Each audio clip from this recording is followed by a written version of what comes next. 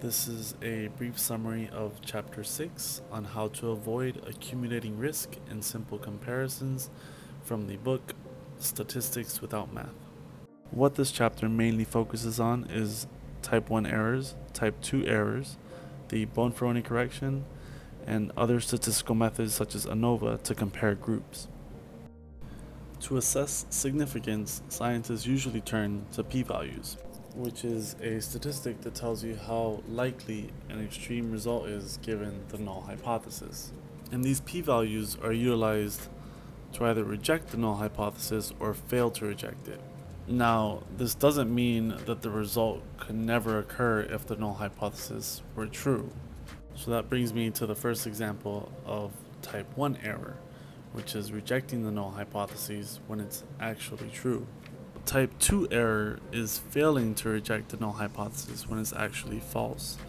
The author gives a good example on this and what kind of repercussions might come from that. So briefly summarizing the example, you've fallen in love with somebody and they've gone out and had illicit activities, may or may not have come back with a sexually transmitted disease. No! God, please, no! No!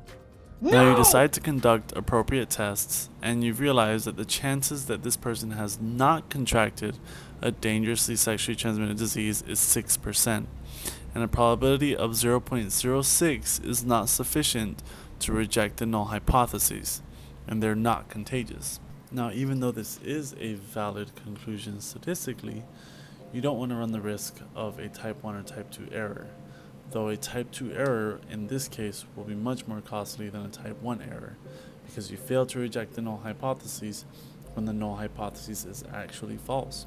Given this example, context and risk definitely guide us when it comes to trying to mitigate either one of these errors. In cases where type 2 errors involve high costs, scientists usually use probabilities much greater than 0.05. Two examples of this are human health studies and extinction of species studies. Bonferroni correction works to correct the inflation in your family-wise error rate when making multiple comparisons. Here's an example from a comic I found online. So here somebody comes up to a scientist and says that jelly beans cause acne, so they investigate and find no link. Then they say that there's a link between colors and acne. So they do their research on all the different colors, and lo and behold, they find a link with green jelly beans and acne. Wait a damn minute. What? So as you saw with the jelly bean example, each time you do a test, it adds to the overall error rate. And the way the Bonferroni correction works is by taking the usual threshold, which in the case of the jelly beans was 0.05, and dividing it by the number of tests they're conducting. One drawback of this method is the more tests you conduct, the more likely you are to commit a type 2 error, which is accepting the null hypotheses more than you probably should. So this part of the chapter we're going to look at analysis of variance, in other words, Anova. Analysis of variance, or Anova, is a catch-all term that uses a number of statistical tests to understand the variability between groups and within groups. And we'll take a look at it in an Anova table just to make that clear. This is a pretty simple Anova table. We have your degrees of freedom. Well, obviously the variables you're looking at, your degrees of freedom, sum of squares, mean sum of squares, your F statistic, and a p-value. Now let's take a look at individual components of an Anova table. So first we're going to look at the F statistic, which compares how much variation our model can account for versus how much it can't account for. So the numerator will look at the variation between groups.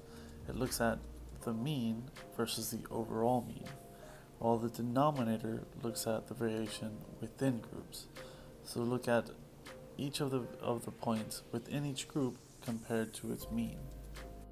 So I think this might explain what we're looking at a little more in detail. So if you look at sum of squares between groups, we can see that we're comparing the group mean versus the overall mean, and we're squaring that. And what we use in the F factor is that sum of squares between groups over its degrees of freedom, or k minus 1, which is the number of groups minus 1. When we look at sum of squares within, we're looking at the relationship between the individual minus the group mean. We'll square that, and then we'll divide that by n minus k, which is the number of observations minus the number of groups. Now if we look at the graph, we can see that the sum of squares between compares the mean of each of these three groups versus the overall mean, while the unexplained, or the sum of squares within, looks at the individual observations within each group versus that group's mean. Going back to the F statistic, let's take a look at the numerator and denominator one more time. Now even though the names do change, it's still the same concept. So sum of squares model is the same thing as sum of squares between, while sum of squares error is the same thing as sum of squares within. So what this F statistic means to us is that the larger the number, the more likely it is that there's a difference between the groups, because the numerator is the relationship between the mean of each group versus the overall mean, while the denominator looks at the variability within each group. Finally, something to keep an eye out for is what assumptions your model takes into consideration, such as normal distribution and sensitivity to outliers, because we are looking at mean values and variance within and among groups.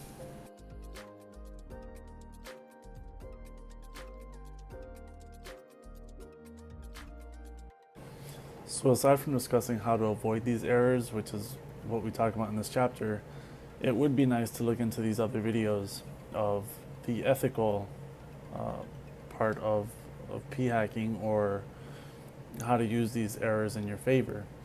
So I recommend two videos, one by TED-Ed, which is called p-hacking, and the other by Veritasium, which is called Is Most Published Research Wrong?